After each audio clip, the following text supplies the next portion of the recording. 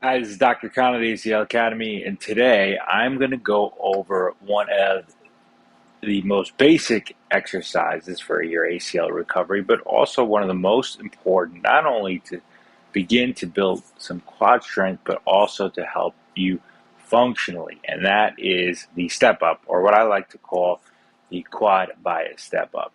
Before I get into that, guys have been following along and have found this page valuable. Please subscribe to the channel, like the video, comment below with any questions, and most importantly, share with a fellow ACLer that can get some value out of these tips and education. We're here dropping a video each and every week. So uh, when we talk about ACL recovery, obviously the quads are very center focused, and this is the muscle group that takes the biggest hit. So important that as we begin this process, we start laying that foundation, which is pain and swelling control, getting our motion back, particularly extension first, and then flexion. And then, of course, waking up those quads and getting them going. So we can work so hard with, let's say, our mobility drills, getting our extension, getting our flexion. And the key to it is actually using it. So when we talk about like everyday activities, walking is a big one, which I've put out some previous videos on. The other one is stairs, right? When we talk about stairs, it's so important that we really start to practice this type of stuff early on, especially because stairs are unavoidable in most cases in most people's lives, whether they have them at their home, at school, or at the office.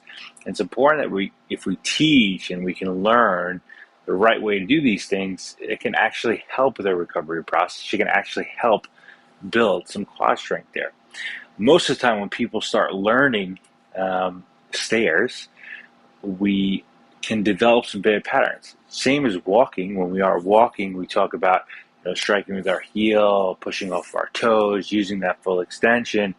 With quad work, with the stairs itself, it's so important that we actually utilize our motion, so we're actually engaging the quads, because we can actually avoid it if we don't think about it. So I'm going to touch a little bit on the step up variation that we utilize here. In most cases, let's say a step is around 8 inches, okay? So I usually just stack up 2 plates here.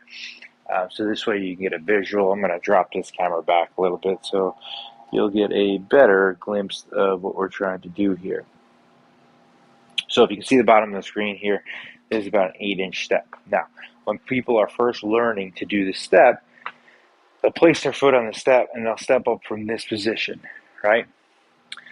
Now, if you see what I'm doing here, it's almost some hitching, and I'm going to be utilizing more of my posterior musculature, my glutes, my hamstrings, when I step from here, right? And although it looks like I'm doing a proper step up, I'm not engaging the muscles that I'm trying to engage, which is the quads. So when I'm trying to teach this technique, the most important thing that we really talk about is place your foot on the step. And once you do that, you want to get your body over your leg. You also want to drive your knee forward over your toe. So I place my foot here. What you can do is if you look down, you should see your foot disappear, right? So my knee is tracking forward. I can't see my foot anymore. My chest is over my knee. And then when I drive up, I have no choice other than to use my quad muscle. So the difference is here, more of a hitch using glute hamstring versus step here, drive forward, step up, right? And when I do that, when you do the difference, you're going to see the variations. Now, in the beginning, it's pretty tricky to do that. So what we do is when we first talk about after surgery, we want to just kind of load the leg appropriately. So what you could do is just generally while you're on the ground, you could have some assistance here with either your crutch, pole, anything really. It's a PVC pipe. So let's say my leg, the surgical leg is my right leg here. So I put my right leg in front. And what I do is I try to lean forward, again, to engage my quad. Same way that I was doing on the step. And when I do that, I put most of my weight on my right leg. I have a little assistance from the PVC. And you can just see what it feels like. So you can even do an exercise like this where you're just weight shifting, right? So you're holding for 5 seconds and then coming out of the position. Lean forward for a count of 5, 4, 3, 2, 1, and then back out of it. And you can do this repeatedly just to kind of learn what this feels like. Once you get comfortable with it, you can take 1 foot away and just work on loading quad with a single leg stance, holding it again, driving the knee forward. We're not upright. We're not keeping the leg nice and stiff. We're trying to drive the knee forward to the toe line. This will help engage the quads. Okay, so we do that forward. You could also do transitions where you're leaning, let's say, to the side here, and then loading that weight. Once you get very comfortable with that, you load, and we can move the other foot in different directions, get to challenge a little balance, but also to keep the weight shift there. Once you get good with that, then we go to a step. And we may not go to an 8-inch step right away. We may start with something a little smaller. So you may begin this step up variation with, let's say, a 2-inch, right, plate, or a 4-inch.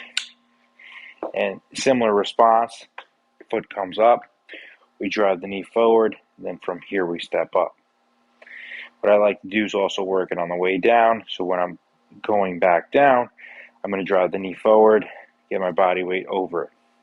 Okay? Then I step up from here.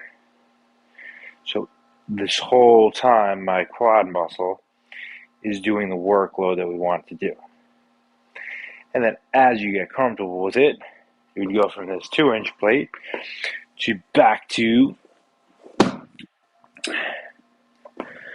you could build by 2s, and as you feel comfortable, finally you get up to an 8, and then we would work all the way up to the 12. But similar, start in this position. If you're just working on the step up, place the foot on the block, lean forward, load the quad, chest over the knee, push up from here. Okay, then come back down.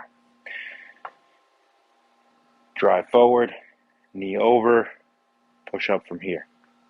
And then as I did before, if you're going to work on the way down, you'll initiate the motion with the knee coming forward, chest comes over. Okay, you could leave your foot on the block. I'm in a great position here, chest over knee, over toe, drive up from here, and then back down. So this whole time, I'm staying very engaged.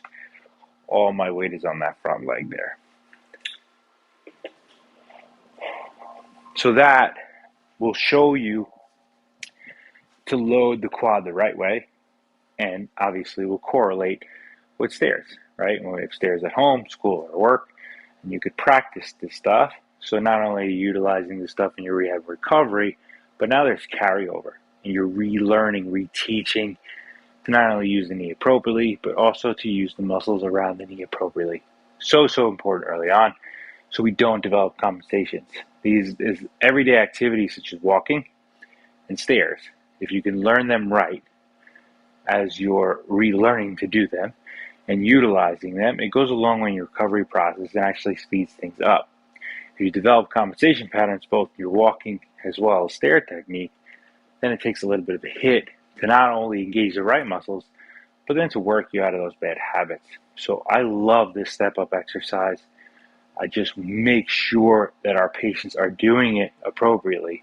And that's why we call it the quad by step up, right? Because if we do it the right way, we're going to engage the quad muscle versus the other big muscle groups in our leg. Hope that makes sense, guys. It gives you some good feedback, tips as you utilize for your own recovery. If you found some value out of this video, please like it. If you have some questions, comments, drop them below. And more importantly, subscribe to the channel and also share with a fellow ACL that can benefit from these tips and advice. This is Dr. Kaan signing off. I will see you guys here next time at the ACL Academy.